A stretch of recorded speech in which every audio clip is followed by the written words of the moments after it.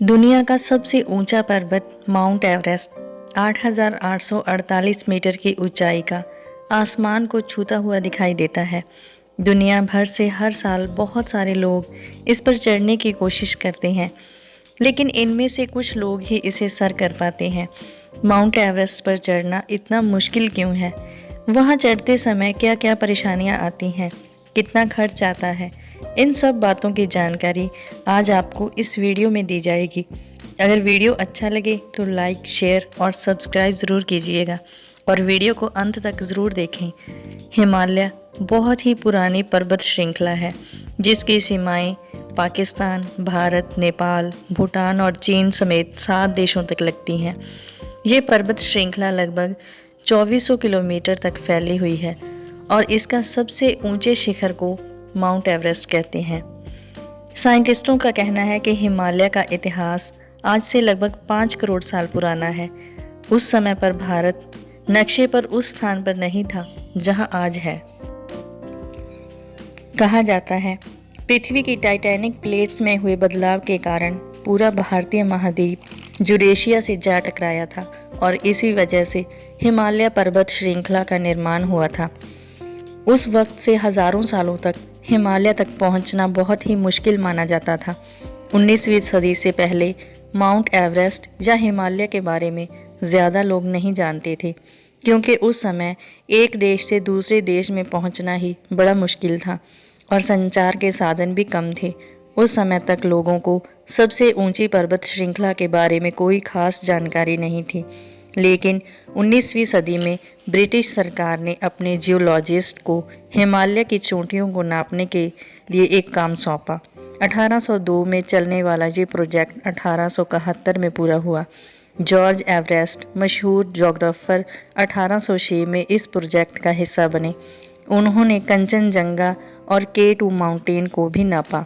उस समय कंचनजंगा को ही सबसे ऊंची पर्वत चोटी माना जाता था, जिसकी ऊंचाई 8,586 मीटर मापी गई।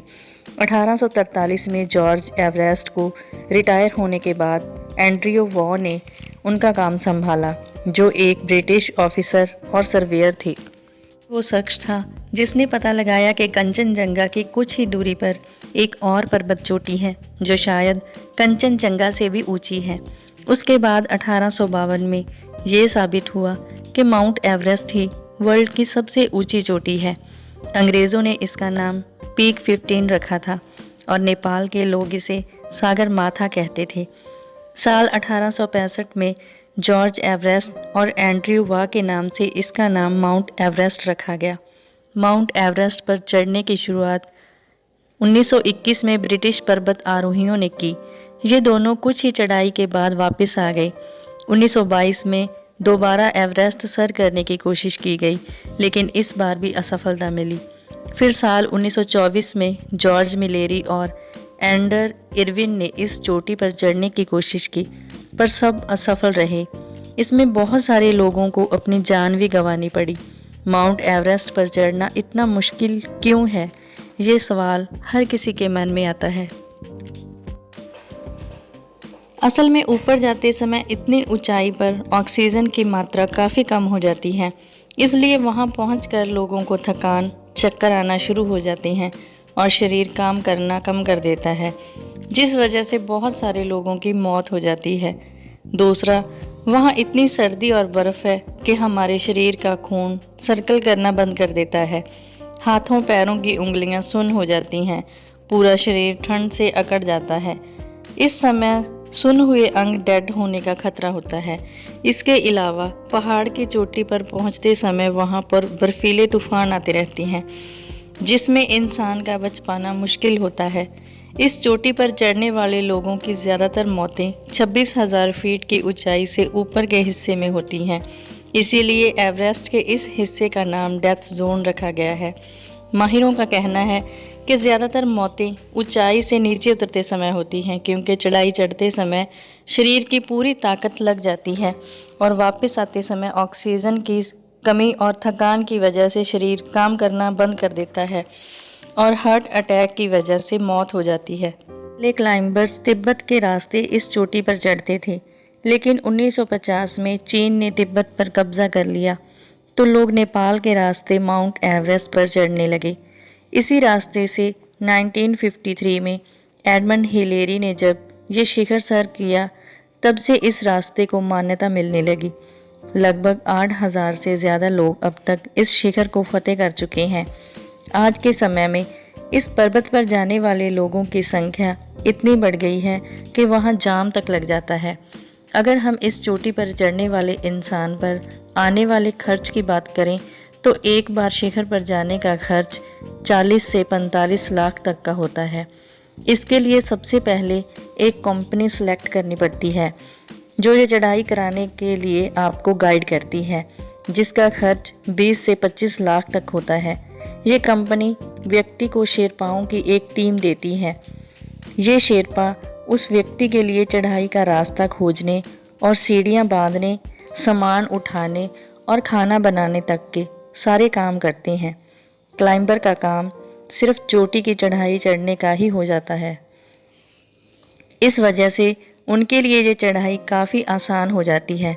पहाड़ चढ़ने के लिए बहुत सारे सामान की ज़रूरत होती है, जैसे sleeping bag, suit, cold weather के लिए क्लाइंबर्स के स्पेशल सूट, बूट और बहुत सारी चीज़ें होती हैं। उस सारे सामान का खर्च 5 लाख के करीब हो जाता है। इस पर्वत पर चढ़ने के लिए ख़ास तरह की तैयारी और ट्रेनिंग की ज़रूरत होती है। बॉडी को उस मौसम के अनुसार ढलने और पहाड़ पर चढ़ने की बारीकियां सीखने के लिए एक ट्रेनर की ज़रूरत होती है, जिसके लिए 8 से 10 लाख तक का खर्चा हो जाता है। ट्रेनिंग से लेकर पहाड़ की चोटी पर जाने से वापस आने तक 50 से 60 दिन का समय लग जाता है। अगर कोई बहुत सारी सुविधाओं से इस चोटी पर चढ़ना चाहे तो यही खर्चा 80 से 85 लाख तक का हो जाता है। इसमें कंपनी क्लाइंबर के साथ एक फोटोग्राफर और कुक भी भेजती है और उसे अनलिमिटेड ऑक्सीजन भी दी जाती है। किसी भी इमरजेंसी के लिए हेलीकॉप्टर भी उपलब्ध करवाया जाता है। इसे वीवीआईपी क्लाइंबिंग कहा जाता है। अगर व्यक्ति की मौत हो जाती है तो डेड बॉडी को नीचे लाने का खर्च 20 से 75 लाख तक का हो जाता है। इसी कारण बहुत सारे लोगों की लाशें आज भी इस चोटी पर पड़ी रहती हैं। नेपाल के लिए माउंट एवरेस्ट कमाई का एक अच्छा साधन है। 2017 से लेकर 2018 तक नेपाल ने टूरिज़्म से लगभग 4700 करोड़ की कमाई की थी, जिसमें से माउंट एवरेस्ट पर चढ़ने वालों से ही 2100 करोड़ की कमाई हुई थी। इससे हज़ारों लोगों को रोज़गार मिलता है। लेकिन क्लाइंबिंग की वजह से इस सुंदर सी चोटी पर इंसान ने वहाँ हज़ारों टन कचरा जमा कर दिया है, जिस वजह से माउंट एवरेस्ट की खूबसूरती कम हो रही है और नेपाल सरकार को भी इसकी आलोचना झेलनी पड़ती है। वातावरण को भी नुकसान हो रहा है। दोस्तों, उम्मीद है आपको ये जानकारी अच्छी लगी होगी।